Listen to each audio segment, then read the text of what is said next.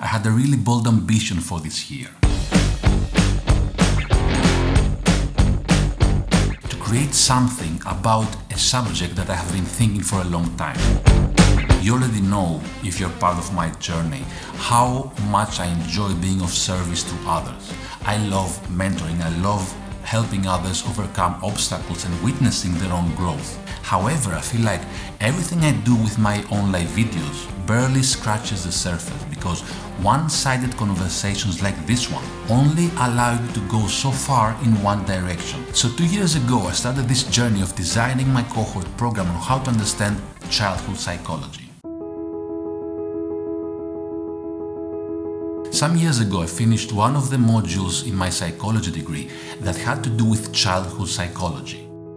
As I was going through the module, more and more I kept thinking, man, I wish my parents knew that when they were raising me. You see, I have a very different relationship with my mother than with my father. And it's not only because I'm the child of divorced parents. I felt like this way before the divorce. And I've spent so many years trying to understand the forces that shaped who I am and the relationship I had with them. And it's not an easy task, and I'm sure you know what I'm talking about.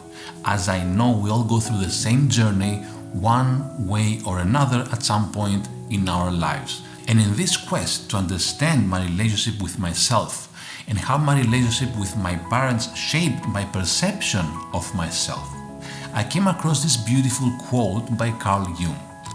The greatest tragedy of the family is the unlived lives of the parents. Now let this one sink for a bit because there's an enormous amount of truth that is hidden in this one sentence. So after reading this quote, it just hit me. I was able to see how my grandparents' unlived lives had influenced my parents' unlived lives and how my parents' unlived lives have influenced the relationship I have with my parents, which by the way has shaped the relationship I have with myself and with the people around me.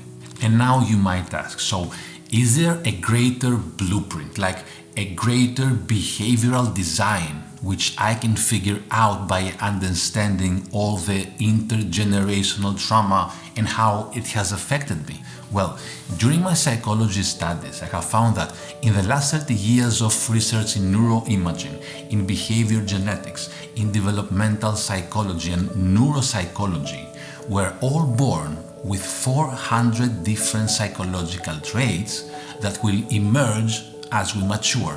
And they have little to do with parents because all those 400 different traits are imagined like a tapestry of the different genetic material of your extended family. So the idea that us and our children and our children's children abide by a higher blueprint of behavioral design which you can consciously influence and engineer to produce better offsprings is totally wrong. We're not a blank slate on which people get to write and engineer.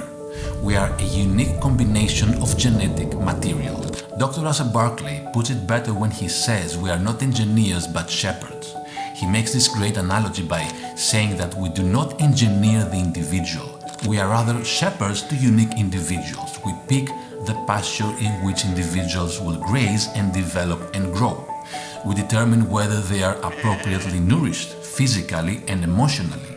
We determine whether they are protected from harm and extreme stress. And then you might ask, okay, but how does this translate to everyday interactions? Well, if you are a parent who has a great attachment bond with their child, but you reject the idea that you should do it all and that you are responsible for everything, then you create adults who can set boundaries, have agency, and understand that it's okay to disappoint people. Or if you are someone who happens to lose their temper, but then apologizes, then you create adults aware of how their behavior impacts people around them. If you're a parent who's really interested in how your child feels and is not appreciating them only for their school grades and their accomplishments, then you create adults who know their worth as people doesn't come from what they achieve. If you're a parent who forgives themselves for their past, then you create adults who understand they hold their fate in their hands through the choices they make each day. So keeping this in mind, I wanted to create a course with knowledge that I would have liked my parents to have when raising me. And this is not a guide on how to be a great parent, because there is no such thing as a manual. And it's good because mistakes need to be made, because that means that you dare to deal with some tough decisions to be made. This program is designed to give you the knowledge you'll need to understand the forces that shape your child's psychology, the same forces that shaped your own development when you were little. Once you have integrated that foundational knowledge, then you can use your instinct to make better parenting decisions. And if you're not a parent, then this knowledge will help you understand the relationship with your parents and how this plays out in your relationships with everyone around you. There are 4 basic categories of the developmental process, and these categories are also the chapters of this program. The first one is attachment, where we will learn how vital it is for parents to meet some factors to raise securely attached children, and that there is a critical period in which a child needs to develop a secure attachment with their primary caregivers. We will explore many studies and experiments to gain a deeper understanding of how attachment works. The second one is identity, and we will delve into the development of the self and how children gain a sense of self. We will see how children develop their own existential and categorical selves and what these 2 different categories mean. And we will also learn about the complex process of developing an identity. The third one is mental representation.